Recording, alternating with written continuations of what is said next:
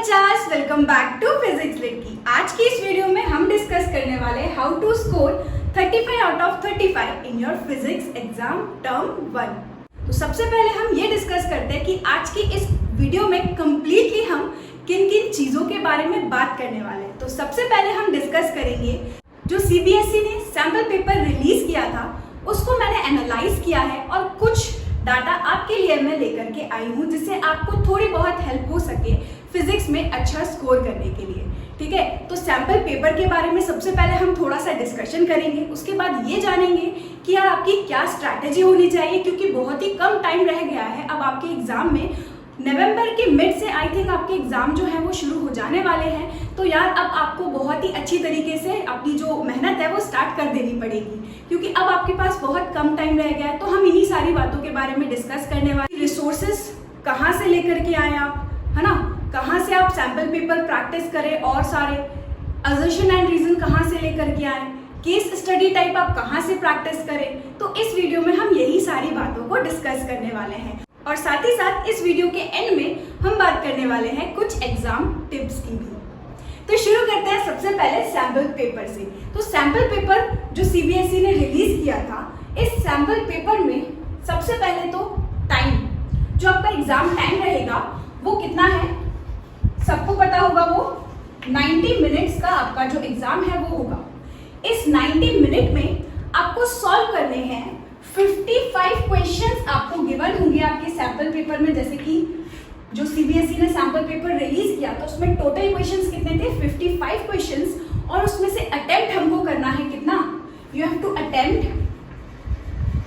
Only 45 questions. So you have to attempt only 45 question, जिसमें आपका जो स्कोर रहेगा दैट विल बी 35। जो मैक्सिमम मार्क्स आपको यहाँ से मिलने वाले हैं, जो मैक्सिमम मार्क्स आपको यहाँ से मिलेंगे 45 क्वेश्चंस अगर आपके करेक्ट है, सो आपका जो स्कोर होगा वो 35 रहेगा। हाँ, ये थोड़ा सा अजीब है क्योंकि यहाँ पर जो सैम्पल पेपर रिलीज हुआ है इसमें सारे क्वेश्चंस जो हैं वो इक्वल मार्क के हैं। अब है इक्वल मार्क के, टोटल पेपर कितना है 35 मार्क्स का, लेकिन you have to attempt 45 question. यहाँ पर जो एग्जाम्स आपके 35 मार्क्स के हैं, जो एग्जाम्स आपके 35 मार्क्स के हैं जिसमें आपको 45 क्वेश्चंस अटेम्प्ट करने हैं, ऐसे में जो मार्किंग रहेगी, एक क्वेश्चन की मार्किंग रहेगी वो होगी 0.77 की, राइट। यानी कि एक क्वेश्चन आपका कितने मार्क्स का रहेगा, 0.77। और सारे क्वेश्चंस जो कि आपके 45 क्वेश्चंस जो कि आपको अटेम्प्ट करने हैं वो सारे 45 क्वेश्चन इक्वल मार्क के रहेंगे। इक्वल मार्क के रहेंगे यानी कि एक क्वेश्चन कितना है 0.77, राइट। सो इस तरीके से जो मार्किंग स्कीम है वो सीबीएसई ने कुछ रिलीज की हुई है। अच्छा, यहाँ पर सेक्शन में भी डिवाइड किया गया है, section A, B, section B and section C में सैम्पल पेपर को डिवाइड किया गया है। अब सैम्पल पेपर को डिवाइड क्यों किया गया होगा, क्योंकि यार आपको क्वेश्चंस कितने दिए हुए हैं, 55 क्वेश्चंस दिए हैं, जिसमें से आपको अटेम्प्ट कितने करने हैं, ओनली 45 क्वेश्चंस आपको अटेम्प्ट करने हैं। अब बच्चा क्या कर सकता है, 55 पूरे क्वेश्चंस में से 45 क्वेश्चंस वो कोई भी अटेम्प्ट कर लेगा और कोई भी पूरे 55 में से कोई भी 10 जो उसको नहीं आ रहे हैं, यानी कि एक चैप्टर या दो चैप्टर में उसको डाउट है, तो वो पूरा वो चैप्टर को ही क्या कर सकता है, स्किप कर सकता है। इसीलिए शायद ये थिंकिंग रही होगी इसको सेक्शन में डिवाइड करने की, राइट। अब सेक्शन ए में से आपको 25 क्वेश्चंस मिलेंगे और उस 25 क्वेश्चंस में से आपको अटेम्प्ट करने हैं 20 क्वेश्चन, यानी कि सेक्शन ए में से आप कितना छोड़ सकते हैं, 5 क्वेश्चंस छोड़ सकते हैं। बी में भी आप कुछ इसी तरीके से, उसमें सिर्फ 4 क्वेश्चन, आप यहाँ पर 5 क्वेश्चन छोड़ सकते हैं। सेक्शन बी में से आप 4 क्वेश्चन छोड़ सकते हैं और सेक्शन सी में आपको सिर्फ 1 क्वेश्चन छोड़ने का ही ऑप्शन गिवन है।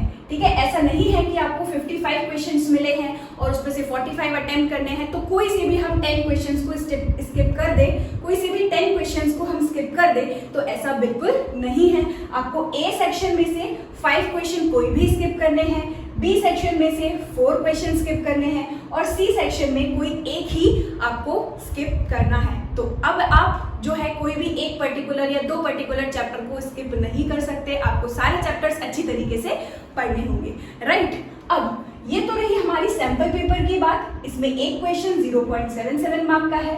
आपको 55 क्वेश्चंस मिलेंगे। आपका टाइम कितना रहेगा 90 मिनट्स का। आपको अटेम्प्ट कितना करना है 45 क्वेश्चंस, और आपके टोटल मार्क्स जो रहेंगे वो कितने हैं 35 मार्क्स। ठीक है, अब जो सैंपल पेपर मैंने एनालाइज किया उसमें मैंने सारे चैप्टर्स में से कितने कितने क्वेश्चंस पूछे गए हैं वो आपके लिए अलग से निकाला है। ठीक है, तो यानी कि हमारा जो फर्स्ट चैप्टर है उसमें से, यानी कि जो 55 क्वेश्चंस यहाँ पर हमको सैंपल पेपर में दिए हुए थे उसको मैंने बस क्या किया है हमारे चैप्टर्स में डिवाइड कर दिया है, ताकि आप लोगों को एक बहुत अच्छी हेल्प मिल सके कि यार आपको कौन से चैप्टर में ज्यादा फोकस करना रहेगा। तो जैसे कि हमारा चैप्टर नंबर फर्स्ट है इलेक्ट्रिक चार्जेस एंड फील्ड, तो सैंपल पेपर में इलेक्ट्रिक चार्जेस एंड फील्ड के 10 क्वेश्चंस यहाँ पर गिवन है। सेकेंड चैप्टर यानी कि इलेक्ट्रोस्टैटिक पोटेंशियल एंड कैपेसिटेंस में से 6 क्वेश्चन हमारे सैंपल पेपर में थे। करंट इलेक्ट्रिसिटी में 13, यानी कि सबसे ज्यादा अगर आप देखोगे तो करंट इलेक्ट्रिसिटी में से ही क्वेश्चंस आए हैं, तो आप समझ सकते हो कि सबसे ज्यादा क्वेश्चंस किस में से आ सकते हैं। प्रोबेबिलिटी है कि चैप्टर नंबर 3 यानी कि करंट इलेक्ट्रिसिटी में से 13 क्वेश्चंस यहाँ पर सैंपल पेपर में थे। तो हाँ, आपको उस चैप्टर पे ज्यादा ध्यान देने की जरूरत है। फोर्थ चैप्टर की अगर हम बात करें यानी कि magnetic effect of electric current, तो उसमें से सैंपल पेपर में मुझे मिले हैं 7 क्वेश्चंस। मैग्नेटिज्म एंड मैटर की बात करते हैं यानी कि फिफ्थ चैप्टर में से ओनली 4 क्वेश्चंस पूछे गए हैं। सिक्स्थ चैप्टर यानी कि ईएमआई इलेक्ट्रोमैग्नेटिक इंडक्शन, इसमें से सिर्फ 5 क्वेश्चंस जो थे वो सैंपल पेपर में थे। एंड लास्ट हमारा जो है अल्टरनेटिंग करंट यानी कि एसी में से सैंपल पेपर में मुझे मिले हैं 10 क्वेश्चंस। ठीक, तो इस तरीके से आप देख सकते हो चैप्टर नंबर फर्स्ट और एसी में से 10 क्वेश्चंस पूछे गए हैं। थर्ड चैप्टर यानी कि करंट इलेक्ट्रिसिटी में से 13 क्वेश्चंस पूछे गए हैं। हाँ, ये जो डाटा है वो ऊपर नीचे हो सकता है ना, जो अब आपका जो एग्जाम होगा उसमें ये जो क्वेश्चंस हैं वो कुछ ही क्वेश्चंस इधर उधर हो सकते हैं, लेकिन आप इस डाटा को देख करके ये जरूर आप प्रैक्टिस कर सकते हो कि फर्स्ट चैप्टर में से आपको ज्यादा क्वेश्चंस पढ़ने की जरूरत है, ज्यादा कॉन्सेप्ट लगाने की जरूरत है। थर्ड चैप्टर में भी आपको ज्यादा प्रैक्टिस की जरूरत है, ज्यादा ध्यान देने की जरूरत है। राइट, एसी अल्टरनेटिंग करंट में भी आपको ज्यादा ध्यान देने की जरूरत है। ठीक है, तो ये रही बात हमारे सैंपल पेपर की। अब हम बात करते हैं हमारे ट्रायो की। ट्रायो क्या है वो हम यहाँ जानते हैं। ट्रायो में सबसे पहले फर्स्ट नंबर पे आता है हमारा सिलेबस। सेकेंड नंबर पे हम बात करेंगे कंटेंट, एंड थर्ड नंबर पे हम बात करेंगे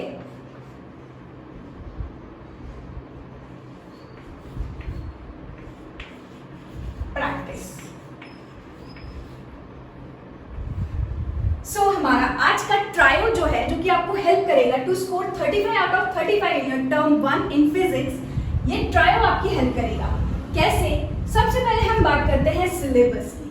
तो यार सिलेबस अगर आपके पास अप्रोप्रिएट नहीं है, सीबीएसई की साइट पर ही 2 सिलेबस प्रेजेंट है, सीबीएसई की साइट पर ही 2 सिलेबस प्रेजेंट है।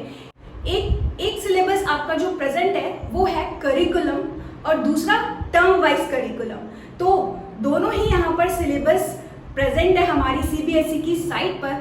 आपको इनमें से कौन सा सिलेबस डाउनलोड करना है? टर्म वाइज सिलेबस ही आपको डाउनलोड करना है, जिसमें आपका टर्म 1 और टर्म 2 में आपका फिजिक्स का सिलेबस या फिर बाकी सारे सब्जेक्ट का सिलेबस डिवाइडेड है। अगर आपके पास करेक्ट सिलेबस, प्रॉपर सिलेबस नहीं है और आपको उसकी लिंक चाहिए, तो सीबीएसई की लिंक मैंने इस वीडियो के डिस्क्रिप्शन बॉक्स में डाल दी है, तो आप वहां से डायरेक्टली क्लिक कर करके सिलेबस, करेक्ट सिलेबस जो है आप वो डाउनलोड कर सकते हो। ठीक है, अब अगर आपके पास गलत सिलेबस होगा तो यार आप उस चीज में अपना टाइम वेस्ट कर रहे हो जो कि आपके एग्जाम में आएगा ही नहीं। राइट, सो आपका जो सिलेबस है वो आपके पास करेक्ट होना चाहिए, पहली चीज। दूसरी चीज, हाँ, जो अपना सिलेबस है उसमें प्रॉपरली एनसीईआरटी का जो टॉपिक है वो इतना ज़्यादा डिटेल में नहीं गिवन है। अगर आपको कंफ्यूजन है कि यार ये टॉपिक आएगा कि नहीं आएगा, तो आप अपने स्कूल के टीचर से कंसल्ट कर सकते हो, ठीक है। या फिर यूट्यूब पे बहुत ही ऐसे सारे जो क्रिएटर्स हैं उन लोगों ने ऑलरेडी डाल करके रखा है डिलीटेड सिलेबस, या फिर एनसीईआरटी के पेज वाइज उन्होंने टिक करा कर रखे हैं कि कौन से टॉपिक आपके आ रहे हैं, कौन से नहीं आ रहे। तो सबसे फर्स्ट स्टेप आपका क्या होना चाहिए to score much better in your physics exam, to have a correct syllabus, right? You should have a correct syllabus. अगर आपके पास रॉन्ग सिलेबस होगा तो यार करेक्ट सिलेबस डाउनलोड करने के लिए मैं इसीलिए बोल रही हूँ क्योंकि सीबीएसई की साइट पर ही 2 सिलेबस डले हुए हैं अलग अलग, राइट? सो एक तो आपका वो सिलेबस है जो कि आपका सेशन जब स्टार्ट हुआ था तब सीबीएसई ने अपलोड किया था, और दूसरा जब टर्म वाइज आपका करिकुलम आया था तब सीबीएसई ने वो सिलेबस अपलोड किया था। तो करेक्ट सिलेबस आपका कौन सा है, टर्म वाइज जो करिकुलम है उसमें जाकर के आप डाउनलोड कर सकते हो, या फिर नीचे मैंने लिंक ऑलरेडी डाल दी है, वहां से डायरेक्टली क्लिक कर आप फिजिक्स का या फिर बाकी सब्जेक्ट का भी करेक्ट सिलेबस डाउनलोड कर सकते हो, ठीक है। अब हम बात करते हैं सेकंड की। सेकंड में हम बात कर रहे हैं कंटेंट। तो यार कंटेंट सबसे पहले जो आप सारे चैप्टर्स आपके गिवन हैं, सारे चैप्टर्स का आप कंटेंट तैयार करो, कंटेंट को अच्छी तरीके से समझो, है ना। आपका अगर कॉन्सेप्ट क्लियर नहीं होगा, ठीक है, आप डायरेक्टली एमसीक्यूज प्रैक्टिस नहीं कर सकते। आप डायरेक्टली एमसीक्यूज प्रैक्टिस कर करके आप ऐसा सोचो कि हम तो डायरेक्टली एमसीक्यूज पढ़ लेंगे और उसी में से ही उसको देख करके हम फाइनल एग्जाम में भी कर लेंगे, तो ऐसा नहीं होता है। कंटेंट है वो आपके पास सबसे पहले तो होना चाहिए। कंटेंट जैसे कि एनसीईआरटी बुक, राइट, या फिर आपके खुद के बनाए हुए नोट्स, ठीक है। तो यानी कि हमारे पास सेकंड स्टेप यानी कि कंटेंट आपके पास होना चाहिए, ठीक, और आपका जो कॉन्सेप्ट है वो क्लियर होना चाहिए। सबसे पहले आप क्या करो, सारे चैप्टर के कॉन्सेप्ट बहुत ही अच्छी तरीके से समझ लो, पढ़ लो, और उसके बाद आप एमसीक्यूज प्रैक्टिस करो। ऐसा नहीं करना बिल्कुल भी कि यार आपने कॉन्सेप्ट नहीं पढ़ा है और फिर आप एमसीक्यूज प्रैक्टिस करो, तो यार उससे आपका टाइम वेस्ट ही होने वाला है और कुछ भी नहीं, ठीक है। तो मेरा सजेशन यही है कि सबसे पहले आप अपने सारे चैप्टर्स के कॉन्सेप्ट बिल्कुल अच्छी तरीके से क्लियर करो, साथ ही साथ आप कॉन्सेप्ट भी पढ़ते जाओ और साथ ही साथ आप प्रीवियस ईयर के क्वेश्चंस भी करते जाओ, ठीक है। डायरेक्टली एमसीक्यूज प्रैक्टिस मत करना, कॉन्सेप्ट के साथ साथ आप प्रीवियस ईयर के क्वेश्चंस भी प्रैक्टिस करो, ठीक है। और यहाँ पर एनसीईआरटी तो बहुत ही ज्यादा इंपॉर्टेंट है, ठीक है। कंटेंट पढ़ते वक्त आपका एनसीईआरटी बहुत ही ज्यादा इंपॉर्टेंट रोल प्ले करती है, क्योंकि एनसीईआरटी में से ही मैक्सिमम जो कॉन्सेप्ट है वो हमारे सैंपल पेपर में भी है और वहीं से ही मैक्सिमम हमारे क्वेश्चंस आए हुए हैं, ठीक है। तो यानी कि आपका जो फर्स्ट प्रायोरिटी होनी चाहिए वो एनसीईआरटी ही होनी चाहिए। अगर आपके पास एनसीईआरटी बुक नहीं है तो यार उसकी पीडीएफ आप डाउनलोड कर सकते हो, नीचे लिंक मैंने डाल दी है एनसीईआरटी की ही, तो आप वहां से डायरेक्टली एनसीईआरटी बुक डाउनलोड कर सकते हैं। पार्ट 1 और पार्ट 2 फिजिक्स और बाकी सारे सब्जेक्ट्स की भी आपको उसी लिंक के अंदर बुक्स मिल जाएंगे, तो आप पीडीएफ डाउनलोड कर लो या फिर अगर आप चाहो तो मार्केट से भी खरीद सकते हो, ठीक है। तो सबसे पहले आपके पास तो कंटेंट होना चाहिए, यानी कि एनसीईआरटी बुक आपके पास होनी चाहिए। दूसरी चीज, आपके कॉन्सेप्ट क्लियर होने चाहिए, डायरेक्टली एमसीक्यूज पे मत जाओ, कॉन्सेप्ट के साथ साथ आप प्रीवियस ईयर क्वेश्चन भी प्रैक्टिस करो, ठीक है। तो ये रही बात हमारे सेकंड की। बात करते हैं हमारे थर्ड पॉइंट की, जो कि है प्रैक्टिस। अब भाई सिलेबस आपके पास है, कंटेंट आपके पास है, कॉन्सेप्ट आपका क्लियर है, प्रीवियस ईयर क्वेश्चन लगा चुके हो, ठीक है। अब आपके पास प्रैक्टिस करने की जरूरत है, यानी कि आपके पास सैंपल पेपर होना ही चाहिए, सैंपल पेपर होना ही चाहिए। और उस सैंपल पेपर में आपको 6 से 7 सैंपल पेपर प्रैक्टिस करने हैं, 6 से 7 मिनिमम सैंपल पेपर आपको सॉल्व करने हैं। दूसरी चीज जो यहाँ हम बात करने वाले हैं वो है हमारा एनसीईआरटी एग्जाम्पलर। तो एनसीईआरटी एग्जाम्पलर में भी आपके ऑब्जेक्टिव टाइप क्वेश्चन है एग्जाम्पलर। एनसीईआरटी एग्जाम्पलर में भी आपके ऑब्जेक्टिव टाइप क्वेश्चन है जो कि बहुत ही ज्यादा इंपॉर्टेंट है। तो सबसे पहले आप क्या करो, पहले तो एनसीईआरटी में से सारा कॉन्सेप्ट पढ़ लो, साथ ही साथ प्रीवियस ईयर क्वेश्चन लगा लो, ठीक है। प्रीवियस ईयर क्वेश्चन पे आप 10 ईयर के तो लगाओगी, 9 to 10 ईयर के प्रीवियस ईयर क्वेश्चन कर लीजिए आप, ठीक है। और सैंपल पेपर 6 से 7 आपको करने ही करने हैं। अगर आपका कॉन्सेप्ट क्लियर हो गया है ना, प्रीवियस ईयर क्वेश्चन आपने कर लिए हैं, उसके बाद आप सैंपल पेपर पे आओ। और इस एनसीईआरटी को तो बिल्कुल ही मत छोड़ना, एनसीईआरटी एग्जाम्पलर को बिल्कुल स्किप मत करना। इसको भी आप चाहो तो अपने साथ साथ एक एक चैप्टर जब आप पढ़ रहे हो तो उसके साथ साथ एनसीईआरटी एग्जाम्पलर के भी ऑब्जेक्टिव आप करते जाओ।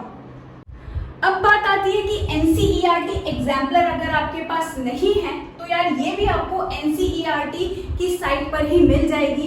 एनसीईआरटी एग्जाम्पलर अगर आपको डाउनलोड करना है तो उसकी लिंक भी मैं नीचे इसी वीडियो के डिस्क्रिप्शन बॉक्स में डाल देती हूँ, वहां से आप एनसीईआरटी जो है वो डाउनलोड कर सकते हो, ठीक है। तो एनसीईआरटी में ऑब्जेक्टिव है, क्वेश्चंस है, उसमें क्वेश्चंस अगर आप ना भी करो बट वो भी इंपॉर्टेंट ही है, लेकिन आप एमसीक्यूज उसके ऑब्जेक्टिव्स तो जरूर कर लेना, सिर्फ फिजिक्स के ही नहीं बाकी सारे सब्जेक्ट्स के भी, ठीक है। तो एनसीईआरटी की थ्योरी और एनसीईआरटी एग्जाम्पलर तो बिल्कुल छोड़ना ही नहीं है।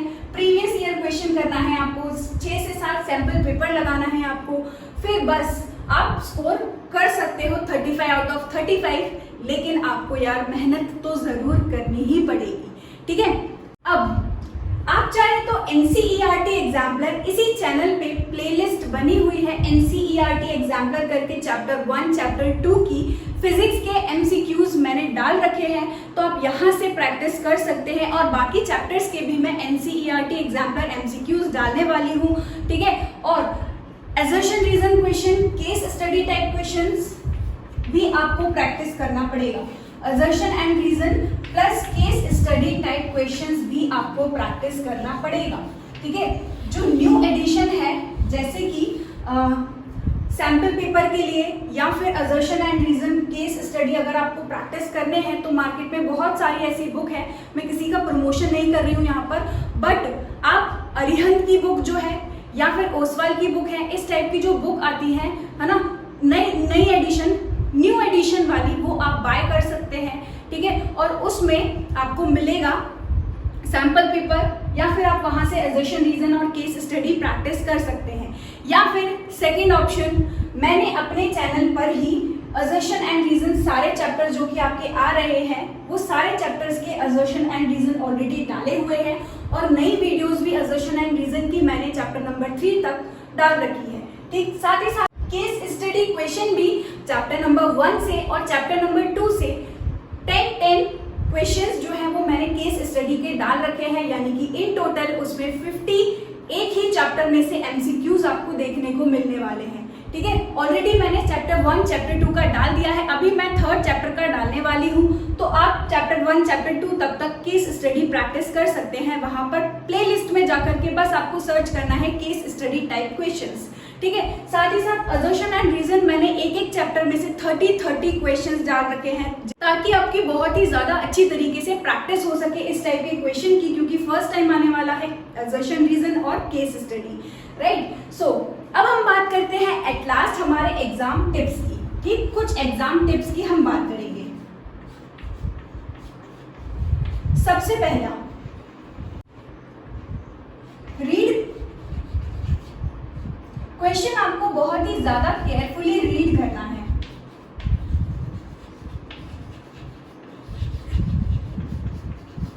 Read questions carefully. जब आप अपने एग्जाम में क्वेश्चन पेपर को रीड करो अपने क्वेश्चंस को, तो उसमें आप नॉट, ऑलवेज, नो ऐसे वर्ड्स को जरा ध्यान देना।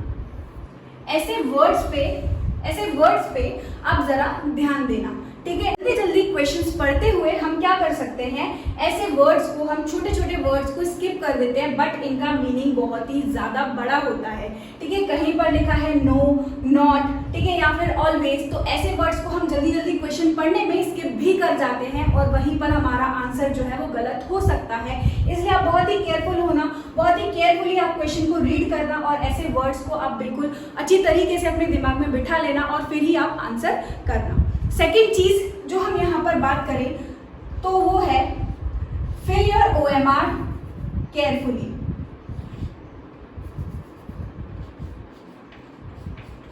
OMR carefully. जो आपका OMR आपको शीट मिलेगा तो यार उसको बहुत ही ज्यादा केयरफुली आपको फिल करना होगा। कुछ इस तरीके से हमारा OMR होता है और उसको हमें ऐसे ऐसे ऐसे ऐसे फिल करना रहता है, ठीक है। तो यार इसको आप बहुत ही अच्छी तरीके से फिल करना, आप ऐसे मत कर देना कहीं पर छोड़ दिया कहीं पर नहीं, उसको आप कंप्लीटली फिल करना। जो आपका OMR रहता है उसको आपको कंप्लीटली फिल करना रहेगा, ठीक है। फिर थर्ड, हाँ, OMR जब आप भी फिल करो तो उसको बहुत अच्छी तरीके से देख लो, एक दो बार आप चेक कर लो कि आप सही जगह पर उसको फिल कर रहे हो। ऑप्शन ए आपका करेक्ट है तो ए में ही कर रहे हो, बी करेक्ट है तो बी को ही फिल कर रहे हो। आप एक बार केयरफुली उसको देख लेना और फिर ही आप उसको फिल करना, ठीक है। थर्ड अगर हम बात करें तो don't stick to one question. Don't stick to one question. कभी कभी ऐसा होता है कि यार हम एग्जाम में एक ही क्वेश्चन पर स्टिक हो जाते हैं, हमको लगता है हम स्टक हो जाते हैं, हम स्टक हो जाते हैं एक ही क्वेश्चन पे। हमको ऐसा लगता है कि यार हाँ ये क्वेश्चन हमसे हो जाएगा, बस हमें थोड़े से टाइम की जरूरत है। टाइम का ही तो खेल यहाँ पर है। आपको 90 मिनट्स के अंदर अपने 45 क्वेश्चंस तो सॉल्व करने ही करने हैं। साथ में अच्छा हाँ, जो आपके 45 क्वेश्चंस यहाँ पर होंगे, ऐसा नहीं है कि वो सारे के सारे 45 क्वेश्चंस आपके 1 मार्कर हो, ऐसा बिल्कुल भी नहीं है, ठीक है। उसमें आपके 2 mark questions, 3 mark question, in fact case study में आपके 5 मार्क क्वेश्चन भी हो ही गए, ठीक है। तो यानी कि आपका जो टाइम है वो यहाँ पर बहुत ही ज्यादा अच्छी तरीके से आपको मैनेज करना पड़ेगा। आप चाहो तो वॉच पहन करके जा सकते हो, ठीक। तो आपको फिल करने के लिए भी टाइम चाहिए होगा, क्वेश्चन को रीड करने के लिए भी टाइम चाहिए होगा, क्वेश्चन को सॉल्व करने के लिए भी टाइम चाहिए होगा, ठीक है। और साथ ही साथ आप ऐसा नहीं करो कि एक ही क्वेश्चन पे आप स्टिक हो जाओ, है ना, स्टक हो जाओ एक ही क्वेश्चन पे, यार हाँ उलझ जाओ एक ही क्वेश्चन में, एक ही क्वेश्चन के पीछे पड़ जाओ कि हाँ ये मैं कर सकता हूँ और मैं इसको नहीं। आप अपना पहले जो आपको आता है वो सब फटाफट कर लो, फिर आप अपना अलग से उन क्वेश्चन को टाइम दे दो जो कि आप कर सकते हो। अभी आपको एट द मोमेंट वो चीज याद नहीं आ रही है, बट आप पहले वो सारे क्वेश्चन कर लो जो कि आपको आते हैं, ठीक है। वरना हम क्या करते हैं, एक ही क्वेश्चन पे जब स्टक हो जाते हैं तो हम भूल जाते हैं कि यार कितना टाइम हो गया है उस क्वेश्चन को करते करते, नहीं, हम भूल जाते हैं कि टाइम भी देखना है हमको, ठीक है। तो यार आप इस चीज का ध्यान रखना। और लास्टली अगर हम बात करें तो no negative marking is there,